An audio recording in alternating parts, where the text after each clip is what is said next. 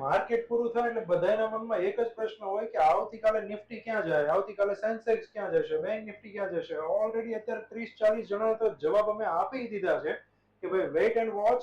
અમારા નેક્સ્ટ અપડેટની તમારે રાહ જોવાની હોય. જો કે યુટ્યુબ ની અંદર તમને આજથી આપણે સ્પેશિયલ વિડીયો આપવાનો એક પ્રયત્ન કરીએ છીએ.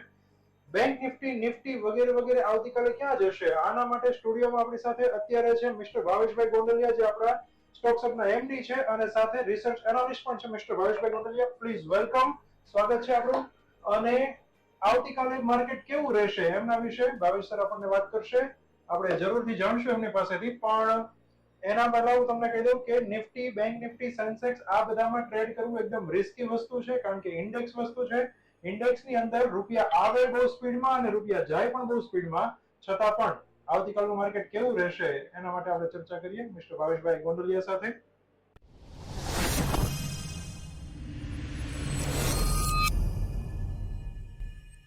મિસ્ટર ભાવેશભાઈ, આવતીકાલે નિફ્ટી માટે શું વ્યૂ છે તમારો? અમારા હવે જો છેલ્લા કેટલાક દિવસની વાત કરીએ આપણે તો લાસ્ટ એક અઠવાડિયાથી માર્કેટે તેજી તરફના પ્રયાણો ચાલુ કર્યા હતા એવું આજ સુધી કહી શકાય. બરાબર. હવે આજે છે આપણે 26 માર્ચ, તો આજે જરાક ઉપર ઇન્ડેક્સ પ્રાઇસ જો તમે ઓબ્ઝર્વ કરો તો Sensex something 1%, Nifty something 0.5%, bank Nifty પણ સમથિંગ 0.5% અને બીજા ઇન્ડેક્સ પણ વાત કરીશું હમણાં. આપણે ઇન્ડેક્સ માઇનસ છે, તો ક્યાંક ને ક્યાંક જે તેજી હતી એ અટકી ગઈ ક્યાંકથી.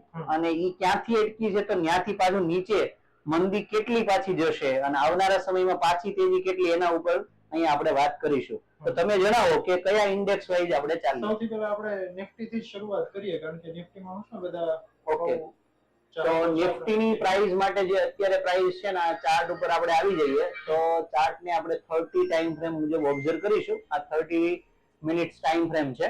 તો આ ટાઈમ ફ્રેમ મુજબ જો આપણે જે રૂટીન સેટઅપ કરતા હોય એના ઉપર વધારે વિશ્વાસ કરવો જોઈએ. અહીંયા હું પણ ડેટા પ્રેઝન્ટ કરીશ તો હું કોઈ સેટઅપ યુઝ કરતો હોય, હું કોઈ સિસ્ટમ થી ચાલતો હોય એના પ્રમાણે હું થિંક કરતો હોય. જેમ કે એક્ઝામ્પલ આપું તો ઘણા લોકો છે એ કેન્ડલોના રૂલ્સ ઉપર જતા હોય, ઘણા લોકો પેટર્ન્સ ઉપર જતા હોઈએ છે. તો દરેકના વ્યૂ પોતપોતાના વ્યૂ પ્રમાણે હોય છે.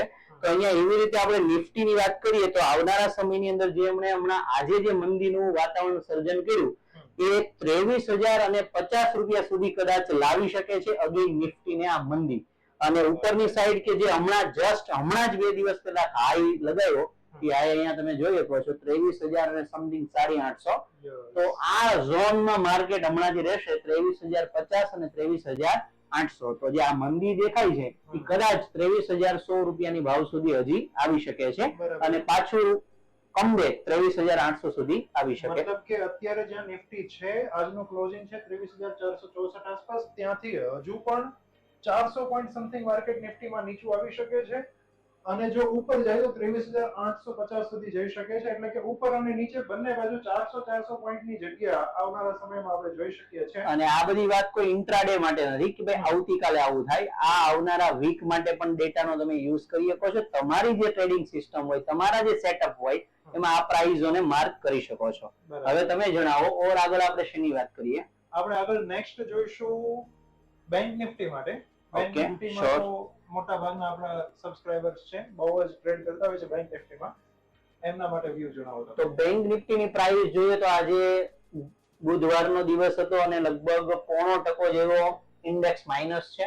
અને હમણાં જસ્ટ એક દિવસ પહેલા મંદી પૂર્ણ થયા બાદ જ્યારથી તેજી આવી છે સમથિંગ 47,000 થી, ત્યારે 52,000 સ્ટેબલ થયો અને 52,000 થી કમસે કમ 1,000 પોઈન્ટ 900 પોઈન્ટ જેવો ડાઉન અત્યારે આજે બંધ થયો બુધવારે 26 માર્ચના રોજ 51,200 આસપાસ.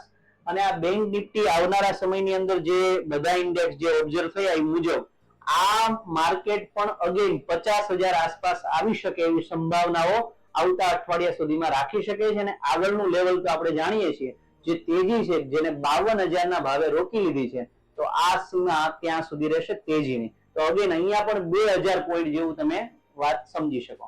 અપ સાઈડ અને ડાઉન સાઈડ બંને સાઈડ 1,000 પોઈન્ટની મૂવમેન્ટ અહીંયાથી માર્કેટ કરી શકે છે. ઓલરેડી 51,178 પર માર્કેટ બંધ આપ્યું છે આજના દિવસમાં બેંક નિફ્ટીએ, જે નીચે 50,000 સુધી જઈ શકે છે અને ઉપરની બાજુ 52,000 સુધી જઈ શકે. એટલે કે બંને તરફ 1,000 પોઈન્ટનો મૂવ આપી શકે છે. તમારા ટ્રેડિંગ પ્લાન્સ જે કાંઈ હોય તમે આ બાબતને ધ્યાનમાં રાખીને આવનારા સમયનું વિચારી શકો છો. આ પણ એક પોઝિશનલ વ્યૂ તમને આપ્યો છે ભાવેશભાઈ, ઇન્ટ્રાડે નો વ્યૂ નથી આપ્યો, આવતીકાલનો વ્યૂ નથી. નેક્સ્ટ આપણે ચર્ચા કરીએ કે સેન્સેક્સ માં કેવું રહેશે. જો કે સેન્સેક્સ અને નિફ્ટી બંને એકબીજા સાથે સંલગ્ન હોય છતાં પણ ભાવેશભાઈ પાસે જાણવાનો પ્રયત્ન કરીએ સેન્સેક્સ માટેનો વ્યૂ. આમ તો આ વાત આપણે વ્યુઅર્સ ઉપર રાખીએ કે જો નિફ્ટી ના રેટ ને બધું જો સાંભળતા હોય જોનારાઓને, ઈ કઈક ને કઈક સેન્સેક્સ વિશે સમજી શકતા હોય તો એ વ્યક્તિઓ માર્કેટની સમજણની દ્રષ્ટિએ ઘણા આગળ છે એવું હું વિચારું છું.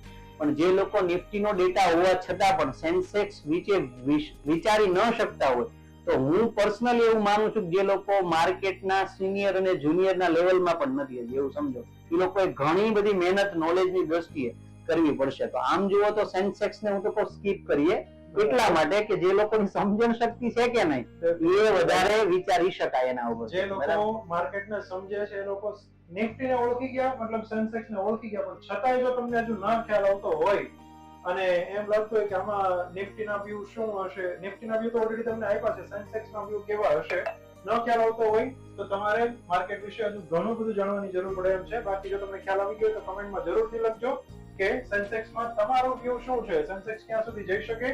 બાકી અને આ સિવાય બી આ બધા પર્સનલ ઇન્ડેક્સ વેલ્યુ વિશે જો જોતું હોય તો આપણે ઇન્સ્ટાગ્રામ ઉપર સ્ટોક્સ પ્રીમિયમ અપડેટ નામની ચેનલ છે, ત્યાં ડેઈલી રૂટીન પર્ટિક્યુલર ઇન્ડેક્સ ની પ્રાઇસ આવનારા અઠવાડિયાઓ માટે આપી દેવામાં આવે છે અગાઉથી. અને એ કોઈ સજેશન કે ટિપ્સ આપણે આપતા જ નથી ક્યારે લોકોને, જસ્ટ સજેશન આપીએ કે આના ઉપર વિચારીને તમે કામ કરી શકો. વ્યૂ અમે આપેલો હોય છે.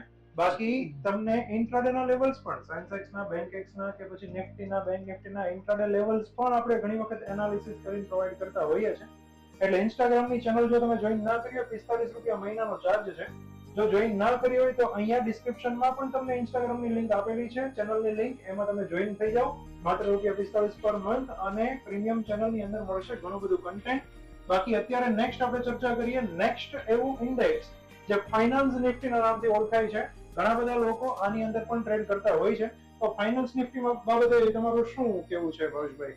તો હું તો એમ જ કહું, જેમાં બેંક નિફ્ટી ની વાત થઈ તો જોનારાઓ પણ એમ સમજી જાય કે ફિન નિફ્ટી ની હિલચાલ હું રહી શકે, કારણ કે ઈ પણ જો સમજણ હોય તો ઓળખી શકે. તો એના પછીનો જ ઇન્ડેક્સ કદાચ લઈ લઈએ. ડેફિનેટલી બેંક નિફ્ટી અને ફિન નિફ્ટી જોડાયેલા છે, સેન્સેક્સ અને નિફ્ટી પણ જોડાયેલા છે. નેક્સ્ટ અને લાસ્ટ ઇન્ડેક્સ એવું મિડ કેપ નિફ્ટી ની આપણે જાણકારી મેળવીએ. મિડ કેપ નિફ્ટી એક એવું ઇન્ડેક્સ છે જેની અંદર ઘણા બધા લોકો ટ્રેડ કરતા હોય છે અને એની અંદર મોમેન્ટ ઘણી વધારે આપણે પાછલા દિવસોમાં જોઈ છે. અત્યારે હવે પછીનો મિડ કેપ નિફ્ટી નો વ્યૂ શું હશે જાણીએ. તો મિડ કેપ નિફ્ટી હમણાં જસ્ટ લાસ્ટ સમયની અંદર જે બધા ઇન્ડેક્સ બધું માર્કેટ ડાઉન ટ્રેન્ડમાં હતું એ સમય દરમિયાન મિડ કેપ નિફ્ટી ની વાત કરીએ તો જ્યારે હમણાં માર્કેટ ડાઉન ટ્રેન્ડમાં હતું તો એ સમયે 30 મિનિટની ટાઈમ ફ્રેમ છે એ મુજબ મિડ કેપ નિફ્ટી નો ઇન્ડેક્સ બધા માર્કેટની સાથે સાથે એક ડાઉન ટ્રેન્ડમાં હતો અને લગભગ આ ઇન્ડેક્સ અંદાજિત પ્રાઇસ 10,600 ની ભાવ સપાટી સુધી જઈ આવ્યો અને ત્યાંથી જેમ બધામાં તેજી આવી એમ આના શેરોમાં પણ તેજી આવી મિડ કેપ સેક્ટરના શેરોમાં, અને ઇન્ડેક્સ લગભગ 10,600 થી 11,800 એટલે સમથિંગ 1200 રૂપિયાની ભાવ સપાટીની તેજી આ ઇન્ડેક્સ ની અંદર જોવા મળી. પણ જેમ બધાનું થયું એમ એનું પણ આજે એમ થયું છે ને ઇન્ડેક્સ થોડોક ડાઉન સાઈડ તમને આજે ક્લોઝિંગ બાજુ જોવા મળ્યો 24 માર્ચના રોજ. પણ જો આ ઇન્ડેક્સ ની વાત આપણે જેમ બીજાની કરી એમ કરીએ તો આવડા ઇન્ડેક્સ પણ આપણે આવનારા દિવસોની અંદર થોડોક ઓર મંદી સાઈડ જોઈ શકીએ છીએ. અને કેટલો તો સમથિંગ ભાવ સપાટી 11,300 રૂપિયા સુધી યાદ રાખી શકીએ છીએ. તો અત્યારે ક્લોઝિંગ 500 છે તો ઓર 200 પોઈન્ટ આવનારા 1-2 દિવસમાં કે અઠવાડિયામાં નીચે આવી શકે છે. અને આની જે ઉપરની લેવલની વાત કરીએ તો જ્યાંથી એ ડાઉન ટ્રેન્ડ શરૂ કર્યો હમણાં જસ્ટ 11,800 આજુબાજુની ભાવ સપાટી, તો આમ જુઓ તો જેમ બધાનું લેવલ છે એ પ્રમાણે અહીંયા 11,300 બોટમ સાઈડ અને ઉપર 11,800 ઈ સપાટીઓની વચ્ચે ટ્રેડિંગ જોવા મળી શકે છે. એટલે કે તમારે અહીંયા 11,300 સપોર્ટ લેવલ તરીકે જોવું પડશે અને 11,800 નો રેઝિસ્ટન્સ તરીકે જોવું પડશે. આ એકદમ સ્ટ્રોંગલી કામ કરે એવી પૂરી શક્યતાઓ અહીંયાથી અત્યારે જોવા મળી રહી છે. આ અપકમિંગ વીકલી વ્યૂઝ તમે કહી શકો છો, આજથી લઈને અઠવાડિયા સુધી તમને આ લેવલ્સ કામમાં આવી શકે ખરા. બાકી આવા ઘણા બધા વિડીયોઝ તમને મળતા રહેવાના છે. ચેનલને સબસ્ક્રાઇબ ન કરી હોય તો કરી લેજો. બાકી અત્યારે આજના વિડીયોમાં બસ આટલું જ. નવા વિડીયો માટે જોડાયેલા રહો સ્ટોક્સ ઓફિશિયલ સાથે. Thank you very much. Thank you.